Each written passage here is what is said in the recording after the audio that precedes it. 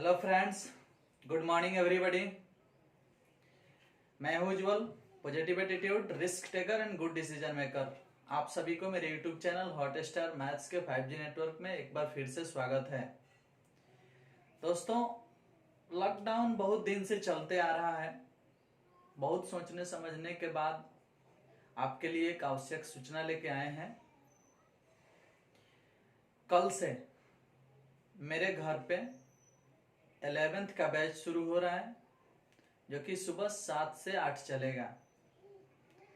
और 12th के भी जितने भी मेरे नज़दीक के विद्यार्थी हैं वो लोग भी पढ़ सकते हैं सुबह 6 से 7।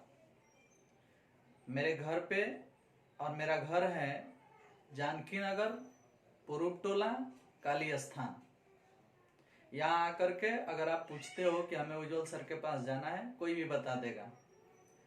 तो आप मेरे घर पे कल से 12th का भी तैयारी कर सकते हो और 11th का भी तैयारी कर सकते हो। वैसे आप सभी विद्यार्थी 12th के ही हैं जो वीडियो देख रहे हैं, तो आप सूचना कर सकते हो 11th वालों को भी, ताकि वो आकर के यहाँ पढ़ सके। कल सुबह 6 बजे से, यानी कल मंगलवार है और कल 1 तारीख भी है, तो 1 सितंबर से हम लोग शुरू कर रहे हैं। 6 से 7 12th चलेगा और 7 से 8 11th चलेगा। अब जितने लोग 12th में वीडियो से उतना कुछ नहीं समझ पा रहे हैं और वो मेरे घर के नज़दीक हैं, लगभग 2-3-4 किलोमीटर के एरिया में है, तो मेरे घर पे आके पढ़ सकते हैं। समझ में आया? वो सुबह में 6 से 7 12th की तैयारी कर सकते हैं। और जितने लोग 11th के हैं उनके लिए तो वीडियो अपलोड नहीं हो रहा है, तो अगर उनको पढ़ना है तो उनको 7 से 8 पढ़ाया जा सकता है।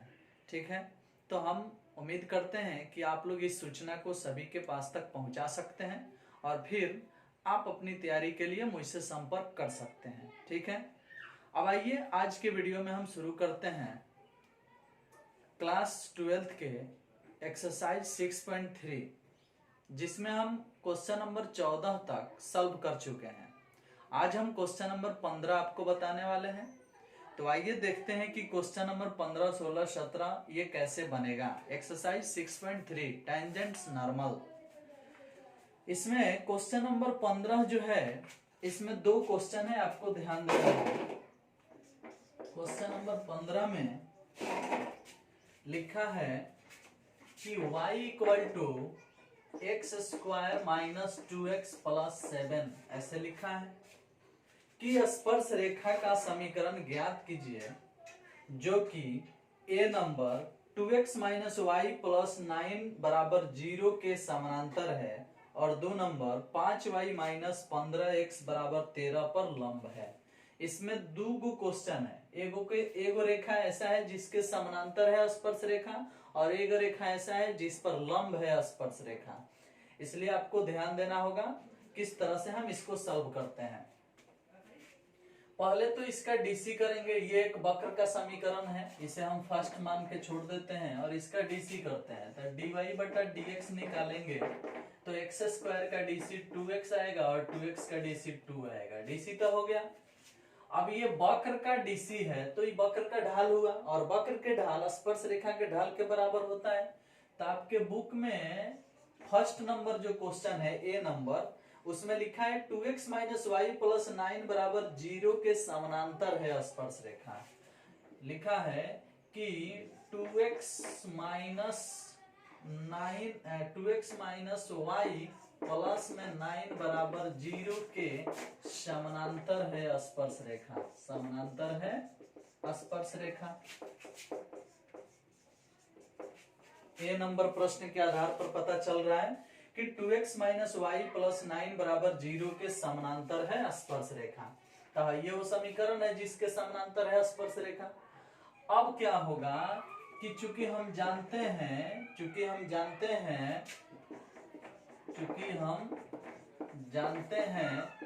कि वक्र का ढाल स्पर्श रेखा के ढाल के बराबर होता है।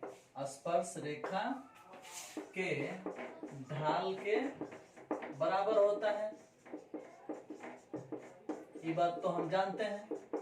तो ये बात जब हम जानते हैं तो ये भी बात सत्य है कि स्पर्श रेखा इस रेखा के समानांतर है। मान लो इस रेखा का ग्राफ है, स्पर्श रेखा यहाँ है, तो इसके समानांतर है। तो जब इसके समानांतर है तो जितना ढाल इसका होगा उतना ही ढाल इसका होगा, और इस पर कोई वक्र टच कर गया है, वक्र। तो जब कोई वक्र टच करके गया है तो वक्र का समीकरण है। तो थोड़ा सा आपको ध्यान देना है कि किसी वक्र पर अगर हई टच करके गया है तो ये स्पर्श रेखा होगा, और यही स्पर्श रेखा इस रेखा के समानांतर है, और इसी रेखा का समीकरण दिया है। तो अगर इसके समानांतर हई है, इसका समीकरण पता है 2x - y + 9 = 0। तो अगर इस रेखा का ढाल पूछा जाएगा तो -a/b के फॉर्मूला से निकलेगा। तो ढाल का जब हम फॉर्मूला लगाएंगे तो निकलेगा -a/b। तो x का गुणांक है -2, ऐसे हो जाएगा। अब y का गुणांक है -1 यानी 2 आएगा। तो कुल मिला जुला के इस रेखा का ढाल 2 आया। तो इसका अर्थ है कि स्पर्श रेखा का भी ढाल 2 होगा, और स्पर्श रेखा वक्र के ढाल के बराबर होगा, और वक्र के ढाल है ना है जी। तो इसके बराबर हम लेंगे कौन चीज, 2, तब जाकर के मेरा प्रश्न सॉल्व हो जाएगा। तो क्या लिखेंगे, अब इसको हटा देते हैं। हमें तो पता है भाई कि हमें पता है पहले से कि इसका ढाल 2 आएगा, तो 2 आएगा तो इसके बराबर होगा। तो हम बोल देंगे कि इसलिए 2x - 2 = 2, 2x - 2 = 2। और ये 2 कहां से आया, तो 2 इस रेखा का ढाल है। और इस रेखा का ही ढाल क्यों लिया गया है, क्योंकि इस रेखा के समानांतर ही स्पर्श रेखा है। तो जितना इसका ढाल होगा उतना ही स्पर्श रेखा का ढाल होगा, और स्पर्श रेखा का ढाल वक्र के ढाल के बराबर होगा, इसीलिए इतना बराबर 2 ले लिए। अब 2x बराबर है 2 जाके 4 हो जाएगा, x बराबर 2 आ जाएगा। जब x बराबर 2 आ गया तो x का मान इसमें पुट करो तो y का मान मिल जाएगा। समीकरण फर्स्ट से जब x बराबर 2 तो y बराबर 2 ही पुट होगा, तो 2 के स्क्वायर 4, 2 के स्क्वायर -2 × 2 + 7। इसमें 2 रख देंगे x के जगह पर, तो y = आएगा 4 और 4 खत्म, तो 7 खाली बचेगा। इसलिए स्पर्श बिंदु क्या हो जाएगा भाई, स्पर्श बिंदु। तो स्पर्श बिंदु हो जाएगा, 2 रखने से 7 आया तो 2, 7 स्पर्श बिंदु हो गया। स्पर्श बिंदु जब मिलिए गया और ढाल 2 पता है, समझ में आया। स्पर्श बिंदु 2, 7 मिल गया और ढाल 2 पता है, तो समीकरण निकल जाएगा। स्पर्श रेखा का समीकरण होता है y - y1 = m × x - x1, ऐसे। तो y - y1 के लिए 7, m के लिए 2, x - x1 के लिए 2, x1 के लिए 2, ऐसे हो जाएगा। अब y -7 हो जाएगा, 2 से गुना होगा, 2x 2 से गुना होगा तो 4 हो जाएगा, इस तरह से माइनस में। अब है 2x है y उधर जाएगा तो 2x - y हो जाएगा, और 4 इधर आ जाएगा तो हो जाएगा -7 + 4, यानी 2x - y -3 इधर आके +3 हो जाएगा बराबर 0। तो है ये जो समीकरण प्राप्त हुआ 2x - y + 3 = 0, यही तो स्पर्श रेखा का समीकरण है। एक क्वेश्चन बन गया, ये नंबर क्लियर हुआ, समझ में आया।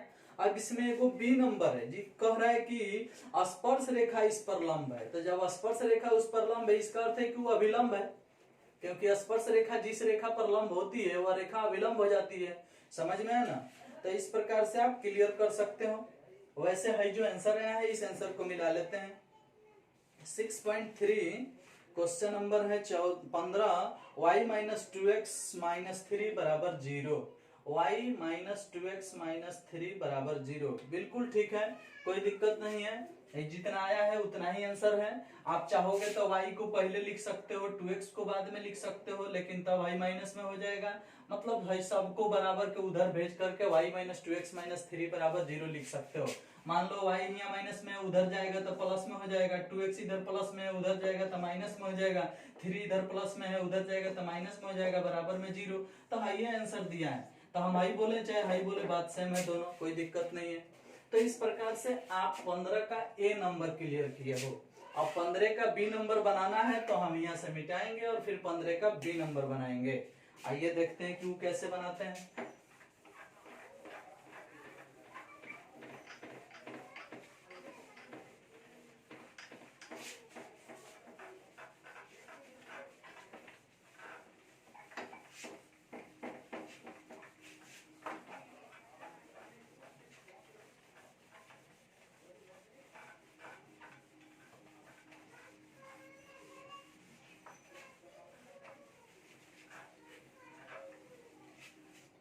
चलिए देखिए तो 15 के बी नंबर में लिखा है कि यह जो वक्र है जिसका डीसी इतना आया है यानी ढाल जितना आया है वह इस वक्र पर का जो स्पर्श रेखा है वह बी नंबर वाले पर यानी 5y माइनस 15x बराबर 13 पर लंब है।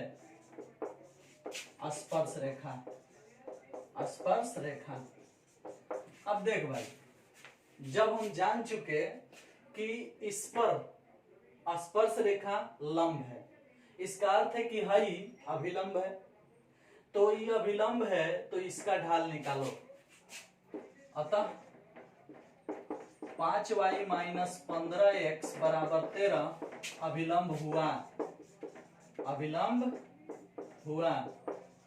क्लियर? तो जब ये अभिलंब हुआ तो अभिलंब का ढाल, अभिलंब का ढाल, तो अभिलंब का ढाल निकलेगा कौन सी भाई?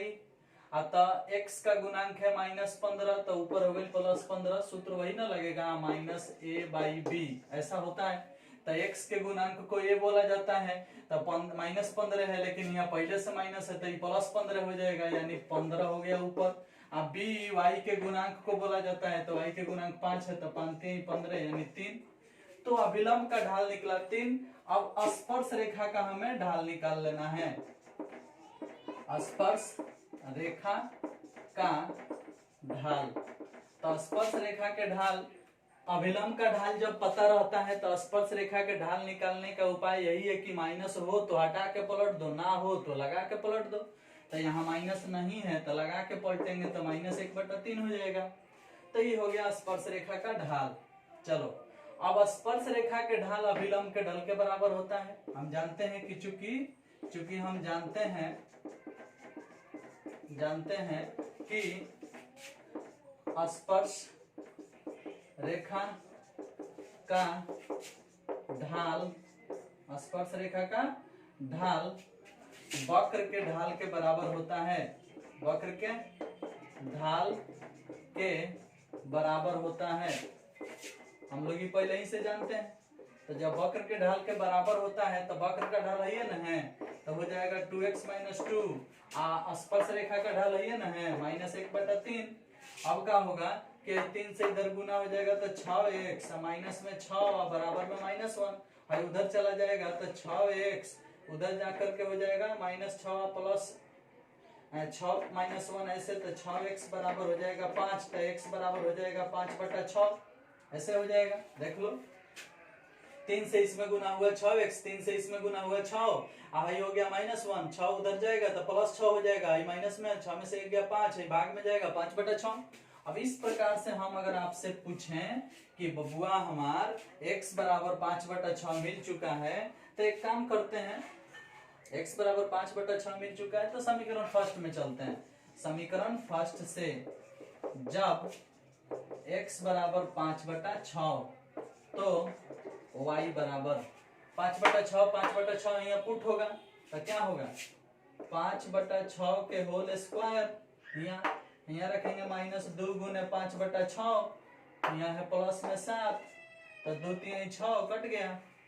अब भाई 5 के स्क्वायर होगा तो हो जाएगा 25/36, 25/36, 5 के स्क्वायर 6 के स्क्वायर 36, माइनस में ही हो गया कितना, अतः 5/3, 5/3 प्लस में 7। अब y का मान निकालेंगे तो एलसीएम बनेगा 36, तो हो जाएगा 25, 12 3 36, तो 12 5 60, 7 में 36 से गुना होगा तो 7 6 42, 7 3 21, 21 4 25, 252। अब इसको हल करोगे तो 252 और 25 जोड़ के 60 घटा दो, तो 252 और 25 जोड़ेंगे तो 277, 277 में से 60 घटेगा तो 217 है, यानी इसका हल आएगा 217/36। इस प्रकार से y का मान मिल गया। अब एक बिंदु प्राप्त हो जाएगा हमें, यहाँ लिख देते हैं स्पर्श बिंदु। स्पर्श बिंदु, तो स्पर्श बिंदु होगा, x का मान क्या रखे थे 5/6, तो 5/6। y का मान क्या रखे थे, y का मान क्या आया है 217/36, तो 217/36। इस प्रकार से है स्पर्श बिंदु हो गया। तो जब स्पर्श बिंदु प्राप्त हो ही गया, इसका ढाल, स्पर्श रेखा का ढाल पता है ये है, तो अब समीकरण निकालना है, कोई बड़ी बात थोड़ी है, समीकरण भी आप निकाल सकते हो। अगर चाहते हो कि नहीं आप निकाल दीजिए तो आओ निकाल देते हैं, थोड़ा सा ऊपर से मिटकाएंगे तभी निकल पाएगा।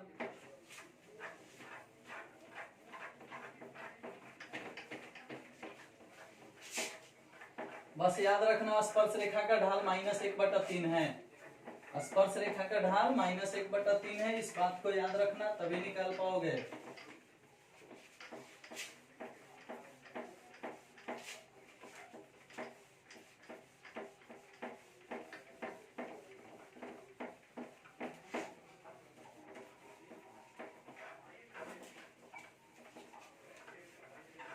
आइए अब क्या करते हैं कि स्पर्श रेखा का ढाल समीकरण लिखते हैं।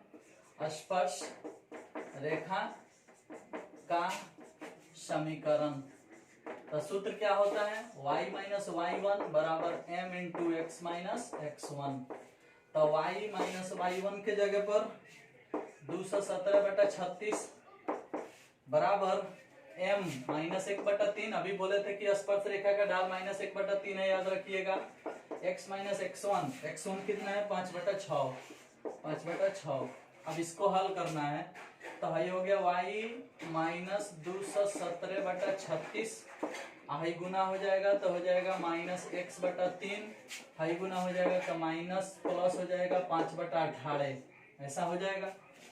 अब टोटल का एलसीएम निकाल सकते हो, टोटल का एलसीएम होगा 36, होगा ना। टोटल का एलसीएम कितना आएगा 36, तो 36 से y में गुना तो ये हो जाएगा 36y, माइनस में 217 उतर जाएगा, 3 के पहाड़ा पढ़ो 36 के बार में आएगा 12 बार में, तो 12 से इसमें गुना करो तो -12x, 18 के पहाड़ा पढ़ो 36 के बार में आएगा 2 बार में, तो 5 में 2 से गुना तो 10, ऐसा हो जाएगा। क्लियर। आप क्या करते हैं कि 12x को इधर बुला देंगे तो हो जाएगा 12x प्लस में रहेगा 36y। अब भाई माइनस में 217 है, माइनस में 217 भाई 10 भी इधर आ जाएगा तो इधर माइनस में हो जाएगा बराबर में 0, यानी 12x प्लस में 36y, 217 या 10 माइनस 227 बराबर में 0। यही आपका आंसर हो गया स्पर्श रेखा का समीकरण। समझ में आया। आंसर मिला सकते हो, फिर सोचेंगे कि सही है कि गलत है। चलिए तो 6.3 में हम लोग हैं और क्वेश्चन नंबर ये है कितना 15 का बी। 6.3 15 का B, 36y plus 12x minus 227 एकदम बढ़िया है, आंसर मिला सकते हो। है इधर लिखा है, इधर लिखा है, कोई दिक्कत नहीं। चलिए तो इस प्रकार से ये क्लियर हो गया। ठीक, आगे चलते हैं और नेक्स्ट क्वेश्चन को देखते हैं।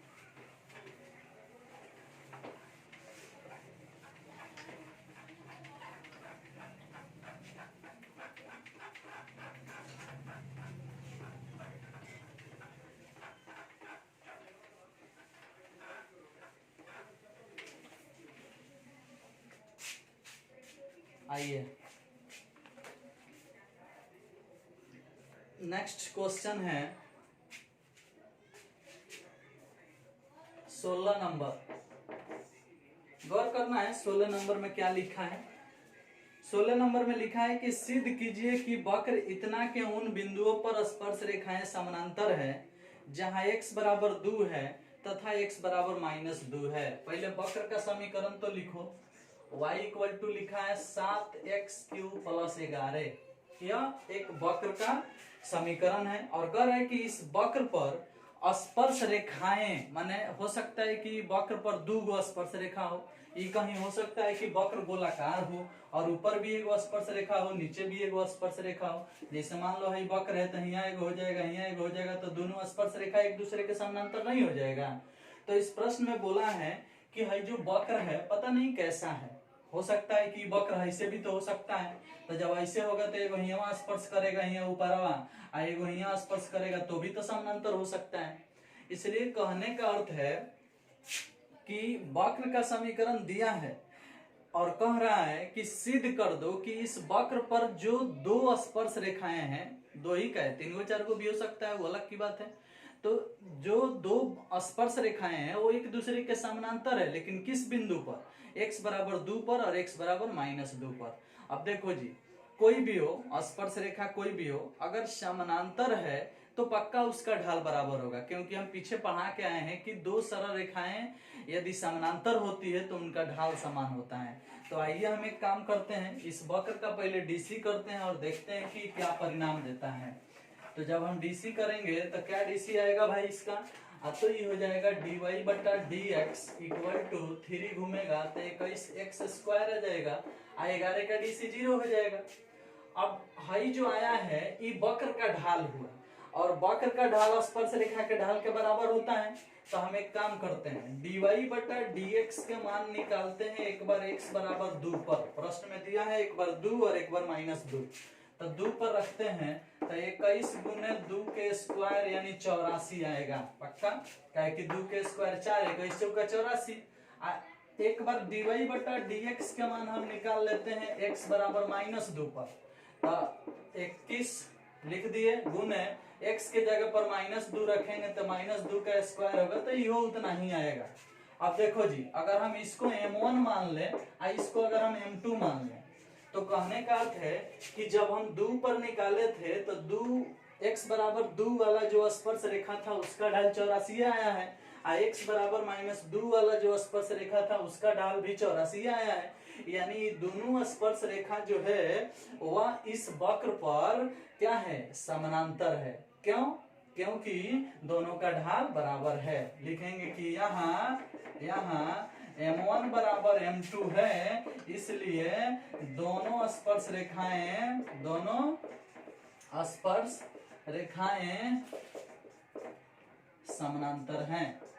समानांतर है, और यही चीज सिद्ध करना था, जो कि सिद्ध हो गया, कोई दिक्कत नहीं है इसमें। आइए आगे चलते हैं और नेक्स्ट क्वेश्चन देखते हैं।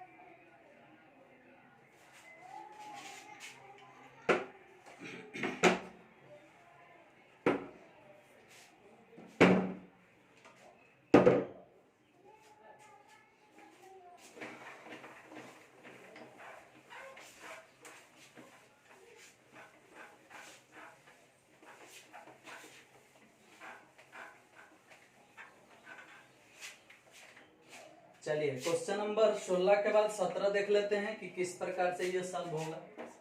क्वेश्चन नंबर 17 में लिखा है कि y बराबर x क्यूब ये एगो वक्र है, पर उन बिंदुओं को ज्ञात कीजिए जिन पर स्पर्श रेखा की परवंता बिंदु के y निर्देशांक के बराबर है। स्पर्श रेखा की परवंता y निर्देशांक के बराबर है, तो ये कोई बड़ी बात नहीं है। इसका डीसी करो, डीसी करेंगे हम तो dy बटा dx निकालेंगे पहले, तो x क्यूब का डीसी 3x स्क्वायर आएगा। डीसी तो हो गया। अब जो डीसी होके आया ये स्पर्श रेखा का ढाल है। अब अकॉर्डिंग टू क्वेश्चन कह रहा है कि स्पर्श रेखा का ढाल माने परवंता, स्पर्श रेखा का ढाल y निर्देशांक के बराबर है, y निर्देशांक के बराबर है।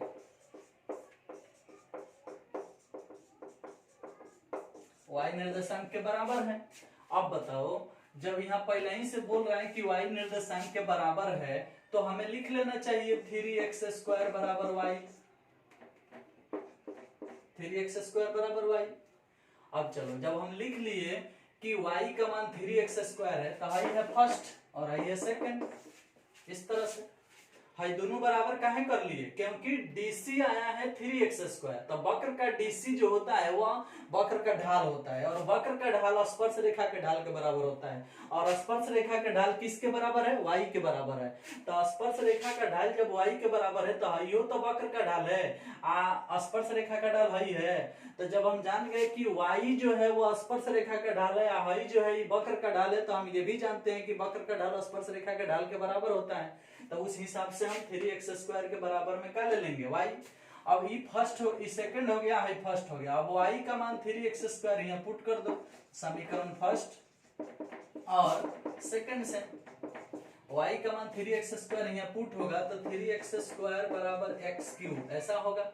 अब x³ इधर बुलाओगे तो 3x² माइनस x³ बराबर में 0 हो जाएगा।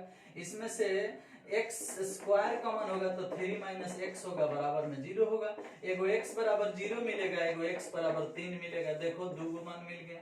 जब x बराबर 0 हो गया, x बराबर 3 हो गया तो इसी को इसमें ले चल के पुट करोगे तो y का मान एक बार 0 आएगा, एक बार 27 आएगा।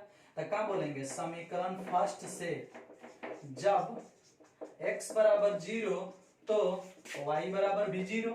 देख लो यहाँ 0 रखोगे तो y बराबर भी 0 आएगा।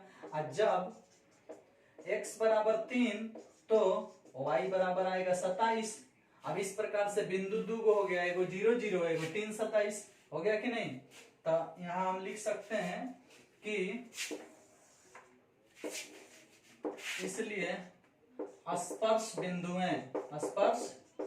बिंदुएं दो बिंदु हो जाएगा तो एगो हो जाएगा 0,0 और एगो हो जाएगा 3,27। जब हमें दो बिंदु प्राप्त हो गया, इसका अर्थ जानते हैं क्या होगा।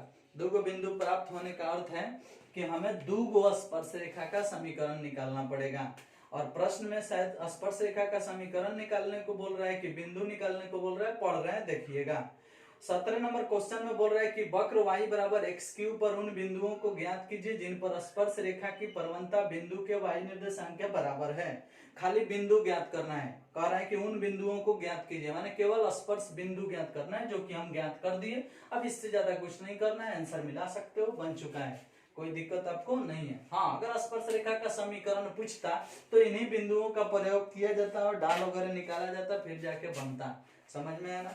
चलिए, तो आप आंसर मिला सकते हो 17 का। अब 18 नंबर हम देखने वाले हैं।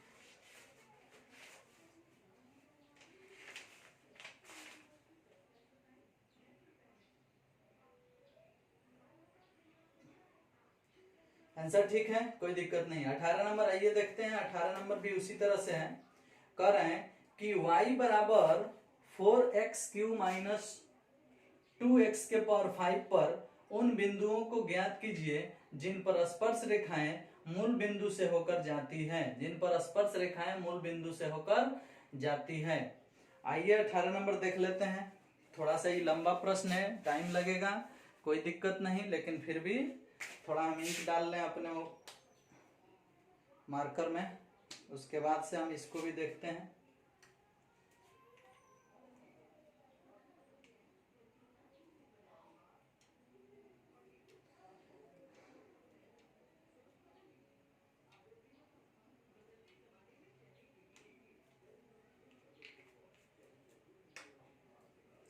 आइए देख लेते हैं 18 नंबर प्रश्न को।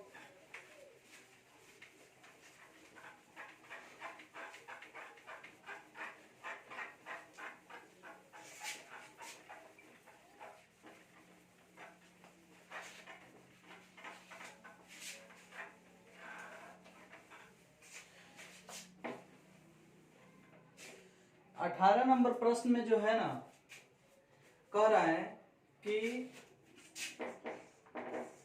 y इक्वल टू 4x³ और माइनस में 2x के पावर 5 पर उन बिंदुओं को ज्ञात कीजिए जिन पर स्पर्श रेखाएं मूल बिंदु से होकर जाती है। अब देखो भाई, मान लो ये वक्र है तो हम वक्र को यहाँ खींच देते हैं ऐसे, और यहाँ क्या करते हैं कि हम इस प्रकार से x अक्ष और y अक्ष ले लेते हैं और एक स्पर्श रेखा यहाँ से भेज देते हैं जो कि मूल बिंदु से होकर भी जाती है। समझ में आया। अब भाई खींचे हैं तो भाई मूल बिंदु से होकर जा रही है, कोई दिक्कत तो इसमें है नहीं। हाई वक्र का भाई इक्वेशन भी है। हम क्या करते हैं कि भाई तो हमें पता है ये है 0,0, यहाँ वाले को हम मान लेते हैं अल्फा, बीटा। समझ में आया।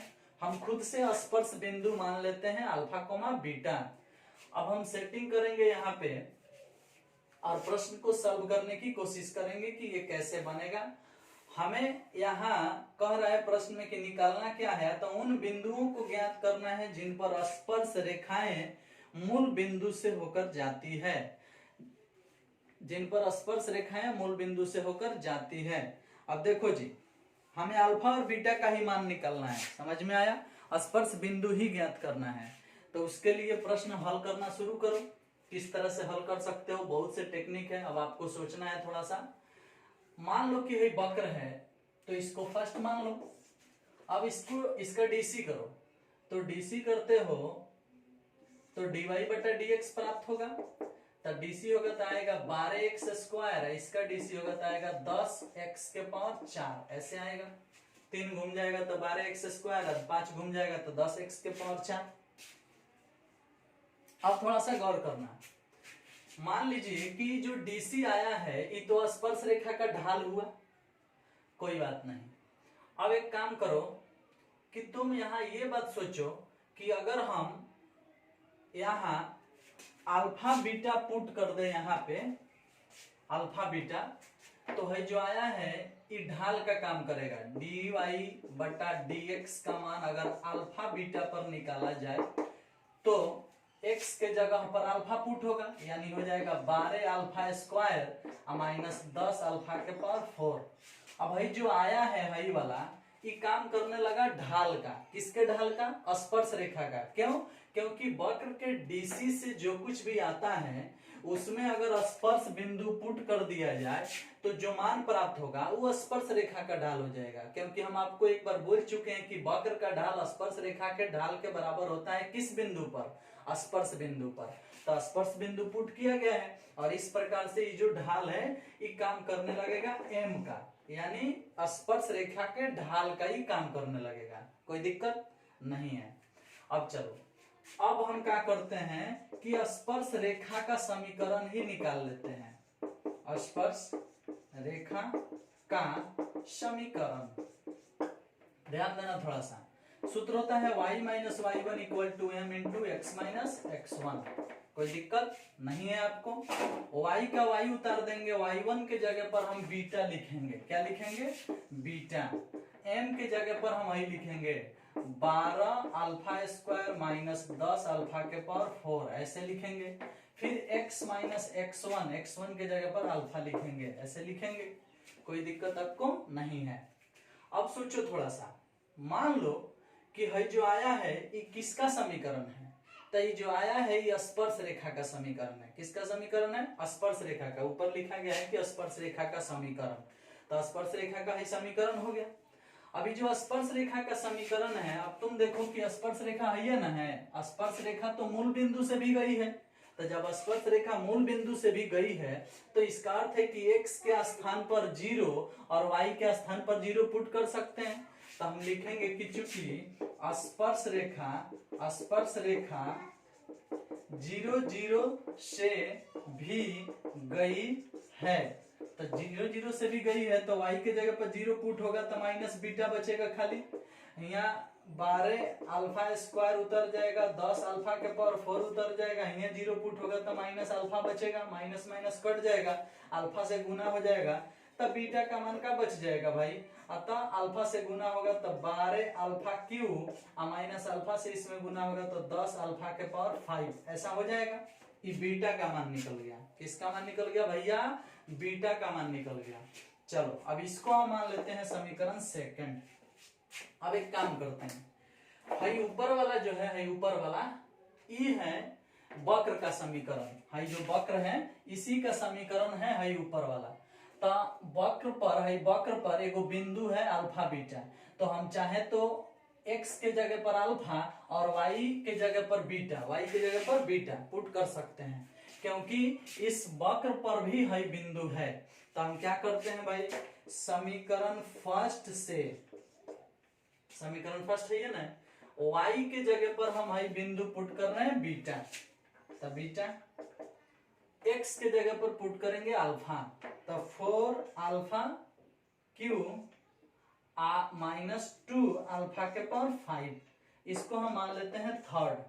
ठीक, चूंकि यहां लिख देते हैं अल्फा बीटा वक्र पर है, वक्र पर है, ऐसा लिख दिए बगल में।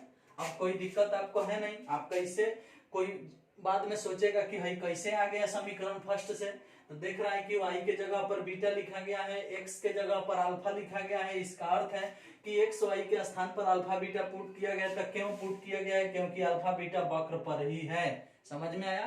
भाई अल्फा बीटा जो है वक्र पर ही है, इसी के वजह से वक्र के समीकरण में x के स्थान पर अल्फा और y के स्थान पर बीटा पुट किया गया है। समझ में आया? चलो अब हम क्या करते हैं कि खूब आराम से भाई जो समीकरण थर्ड आया है, जो समीकरण सेकंड आया, इस दोनों को हल करते हैं। तो हल करने के लिए इधर जगह ले लेते हैं। समीकरण सेकंड और थर्ड से, समीकरण सेकंड और थर्ड से बीटा बीटा बराबर, तो हाई वाला बराबर यानी LHS बराबर, तो RHS बराबर, तो इतना बराबर इसको लिखेंगे यानी 12 अल्फा के पावर 3 माइनस 10 अल्फा के पावर 5 बराबर लिख सकते हैं 4 अल्फा के पावर 5, 4 अल्फा के पावर 3 और 2 अल्फा के पावर 5, 4 अल्फा के पावर 3 और माइनस में 2 अल्फा के पावर 5, ऐसे लिख सकते हैं। इतना बराबर इतना लिख दिए। अब इसमें देखो 12 अल्फा क्यूब में से 4 अल्फा क्यूब घट जाएगा तो 8 अल्फा क्यूब, 10 अल्फा के पावर 5 में से 2 अल्फा के पावर 5 घट जाएगा तो 8 अल्फा के पावर 5। अब क्या होगा कि खूब आराम से आप मिला सकते हो कि यहाँ पे क्या होने वाला है, गौर करना थोड़ा सा। हाई जो है माइनस में, हाइयो है माइनस में, हम इस दोनों को बराबर में लिखे हैं आपके सामने। अब 12 अल्फा क्यूब में से 4 अल्फा क्यूब आके घट गया तो इधर हो गया 8 अल्फा क्यूब, माइनस में 2 अल्फा के पावर 5 है, 10 अल्फा के 5 उधर जाएगा तो क्या बचेगा, जाकर के उधर प्लस हो जाएगा तो 8 अल्फा के पावर 5 होगा, 8 8 कट जाएगा, अल्फा के पावर 3 माइनस अल्फा के पावर 5 बराबर 0। अब इसमें से हम अल्फा के पावर 3 कॉमन करेंगे तो अल्फा स्क्वायर माइनस 1 बच जाएगा, बराबर में 0 आ जाएगा।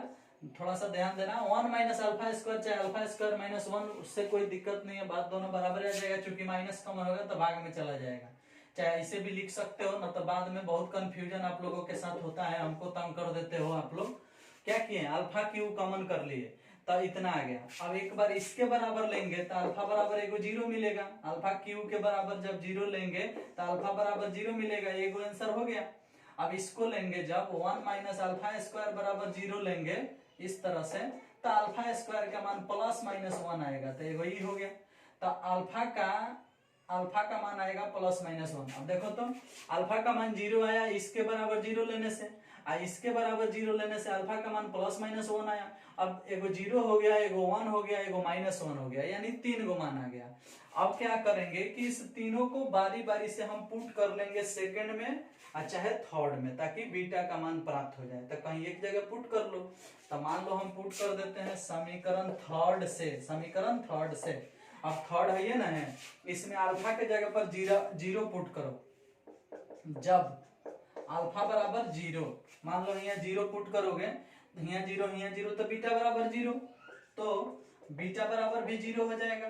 और जब अल्फा बराबर 1 पुट करोगे, 1 1 1, तो 4 में से 2 गया 2, तो बीटा बराबर 2 आएगा, बीटा बराबर 2। और जब अल्फा बराबर -1 पुट करोगे, -1 के क्यूब, तो -1 आएगा यानी -4, और -1 के पावर 5, -1 आएगा यानी +2 हो जाएगा।